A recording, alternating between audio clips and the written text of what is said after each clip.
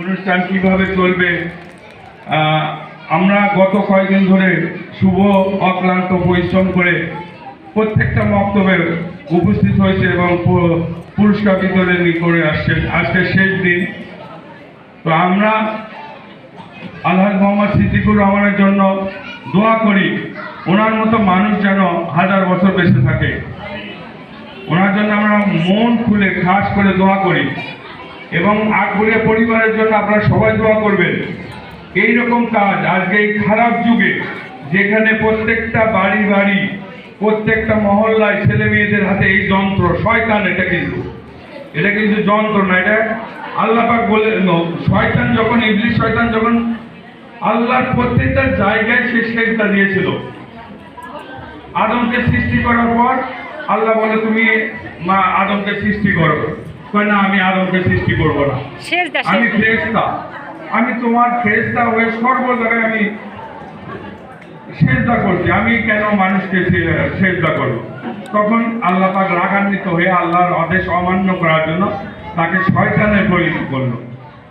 তখন শয়তান বলতেছে তুমি আমার এত কিছু বললাম তোমার ইবাদত, আমার তাহলে কিছু দাও। তুমি কি চাও? আমি মানুষের রন্ধে রন্ধে ঢুকতে চাই। তাহলে রন্ধে রন্ধে বাড়ি বাড়ি ঢুকতে চাই, মানুষের শরীরের মধ্যে ঢুকতে চাই। ঢুকো। তো বলছিল যে আমি ঢুকলে পারে তোমার ইবাদত তোমার বান্দারা করতে পারবে না। আল্লাহ বলছিল আমার যে খাস বান্দা আছে, যারা আমাকে চায়, তাদেরকে তুমি আটকাতে পারবে না। তো আজকে দেখেন পৃথিবীর যারা আমাদের শত্রু মানে বিধর্মী, তারা দেখেন বড় বড় আবিষ্কার করে আমাদের ছেলে মেয়ের হাতে এই যন্ত্র দিতে। মা ওই ঘরে শুয়ে আছে, বাবা ওই ঘরে শুয়ে আছে, কিন্তু এই যন্ত্রের মধ্যে খারাপ সব কিছু করতেছে। আমরা নষ্ট হয়ে গেছি, এই সমাজটা ধ্বংস হয়ে গেছে। আজকে এতটুকু ছেলে মেয়ে সব কিছু বোঝে, নামাজ নাই, কালাম নাই, ভালো কথা নাই, বাবাকে সম্মান করে না, মাকে সম্মান করে না। সেই জায়গা থেকে আকবরিয়া পরিবার এই যে কোরআন বিতরণ, নামাজের শিক্ষা, কোরআনের শিক্ষা, এমন এমন শিক্ষা আপনাদেরকে পরিবার থেকে দিচ্ছে, এটা মহান রব্বুল আলামিনের আদেশ। এবং আমরা মনে করি যে আমাদের কিছু না, উনি আমাদেরকে এই দায়িত্ব বোধহয় দিচ্ছেন, আমরা পালন করতেছি মাত্র। তো এটা আমাদের কোনো গর্বের বিষয় না। তো আমি আকবরিয়া পরিবারের সবার জন্য দোয়া চাই, বিশেষ করে আমার বড় ভাই সিদ্দিকুর রহমান, তার জন্য দোয়া করবেন যে ওনার মতো ভালো মানুষ আছে বিদায় হয়তো এইরকম দিক নির্দেশনা আমরা পাই, ভালোভাবে চলতে পারি।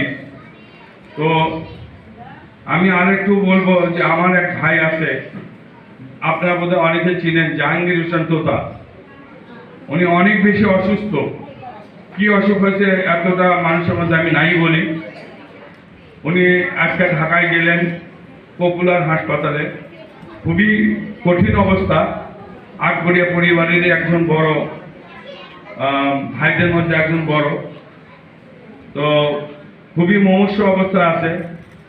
হায়াত মৌত সব কিছু আল্লাহ পাকের হাতে।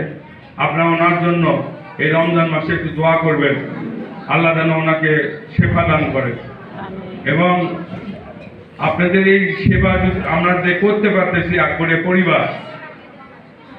পরিবার আপনাদের কাছে কৃতজ্ঞ প্রকাশ করে যে এই পরিবারের ডাকে, এই পরিবারের ভালো ওসিলায় আপনারা এখানে একত্রিত হয়েছেন। আমাদের পরিবারের মধ্যে যদি কোনো ভুল ত্রুটি থাকে, আমাদের পরিবারের মধ্যে যদি এই যে আপনাদেরকে নিয়ে আসে এখানে নামাজ শিক্ষা দেয়, কোরআন শিক্ষা দেয়, এর মাঝখানে যদি কোনো ভুল ত্রুটি থাকে, বিভিন্ন ধরনের হুজুর থাকে, তারপর মহিলা হুজুর আছে, কোথাও যদি কথা বাক্যে আচার আচরণে ভুল ত্রুটি করে থাকে আপনাদের সাথে, তাদের থেকে আমি আকবরিয়ার পক্ষ থেকে ক্ষমা সুন্দর দৃষ্টিতে দেখবেন, আমি ক্ষমা চেয়ে নিচ্ছি। আপনাদের গ্রামের আশেপাশে যারা আছে, আপনাদের ছেলে মেয়ে, স্বামী, সন্তান, তাদেরকে নিয়ে আসবেন। আমরা তো 10টা টাকা নিয়ে এখানে আমরা নেওয়ার চেষ্টা করি না এবং নিবও না। তো আপনারা আসবেন এখানে বিনা পয়সায়। আল্লাহ পাক এখানে আকবরিয়া পরিবারের ওসিলায় এটা উনি আমাদেরকে দান করেছেন, আমরা এটা আজীবন রাখতে চাই।